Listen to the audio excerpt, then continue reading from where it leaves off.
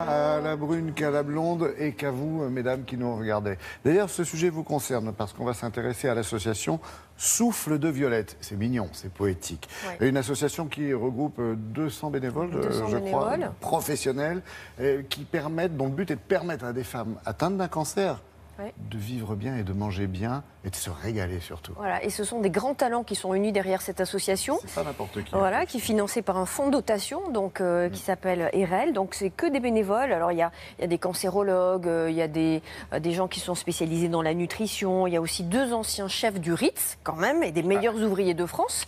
Donc parce qu'il s'agit de bien manger aussi. J'ai quand même vu passer Guy Leguet quand même il y a des années de ça. Exactement. Et il crée tous les mois un atelier gratuit qui est ouvert aux femmes après ou pendant la maladie pour les éduquer en fait à mieux manger et à adapter leur alimentation sur la base d'études scientifiques publiées sur la question du cancer. Alors on a beaucoup parlé de la toxicité du sucre parce que le sucre, on le sait, alimente. Il y a des interdits, on a plein d'idées reçues en fait. Et on va comprendre pourquoi le sucre alimente les tumeurs et fait flamber. Alors ce qu'il faut éviter, c'est l'inflammation. Et tout est basé sur quels aliments font flamber l'inflammation. Les molécules de l'inflammation, en fait, ce sont, elles, les facteurs de croissance des cancers, de toutes les cellules cancéreuses, et tout est là, si on veut comprendre le grand principe. Alors, on a planté nos caméras dans un atelier. C'est bien ça. Voilà, en cours. On a goûté aussi, ce qui était pas désagréable. Je vous connais. On fait des métiers sympathiques. Regardez, c'était dans un atelier à Paris.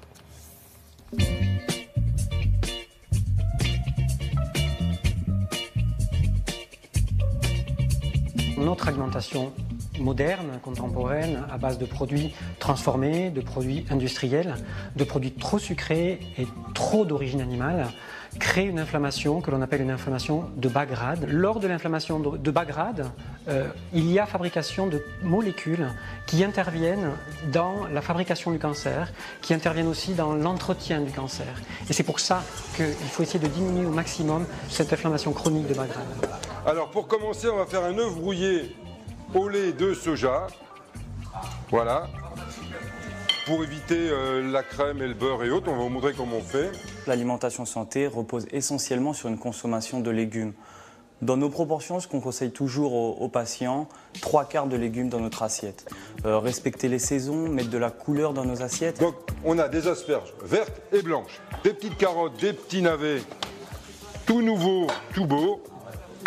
Tout cru. Ça permet de favoriser l'anti-inflammation avec la présence de polyphénol dans les légumes. Ce sont de très bons antioxydants. Ensuite, contrairement à ce qu'on pense, il faut manger gras. Il y a du bon gras, notamment dans les huiles végétales à base d'oméga 3 qui vont permettre de diminuer l'inflammation. C'est vraiment quelques ajustements en définitive. Il n'y a pas grand-chose à changer. On poêlera avec de l'huile d'olive. On fait la cuisine avec de l'huile de colza pour les cuissons qui ont besoin d'un peu plus de chaleur. On évite le sucre, on prend du miel, parce que le miel est quand même un élément très très naturel. Du miel de châtaignier, parce que ce miel-là est très très parfumé. Ah voilà, c'est bien. C'est super que ce soit les 2 plus grands chefs français qui nous donnent ce cours. Ils nous donnent plein de conseils. Ça nous semble plus simple, ça paraît pas insurmontable. Et du coup, ça devient une joie et on se fait du bien.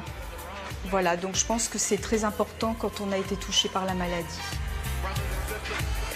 A été évoqué, Laurence, mais je voudrais qu'on y revienne, c'est sur la qualité, l'origine des aliments. Ouais. Surtout, s'il faut privilégier, c'est les matières brutes. Rien de transformé, rien de raffiné. En fait, notre alimentation, nous, occidentale, est inflammatoire. Tous les aliments que l'on trouve dans les grandes surfaces, par exemple, sont transformés, raffinés, sucrés. Il faut moins d'aliments d'origine animale. Et puis, privilégier les bonnes graisses. Surtout, les graisses dans le cancer. Il y a un régime qui s'appelle le régime cétogène, qui privilégie aujourd'hui les graisses par rapport au sucre. Et les bonnes graisses, c'est l'oméga 3, la noix, l'huile de colza, la mâche aussi, les poissons gras, les sardines en boîte aussi, tout ce qui est chinchard, vous connaissez le poisson, le chinchard, le maquereau, le saumon sauvage, tout ce qui est bonne graisse. Et ça se trouve dans des aliments natifs, en fait, dans des aliments bruts et primitifs. Super. Voilà. Et sucre à index glycémique bas.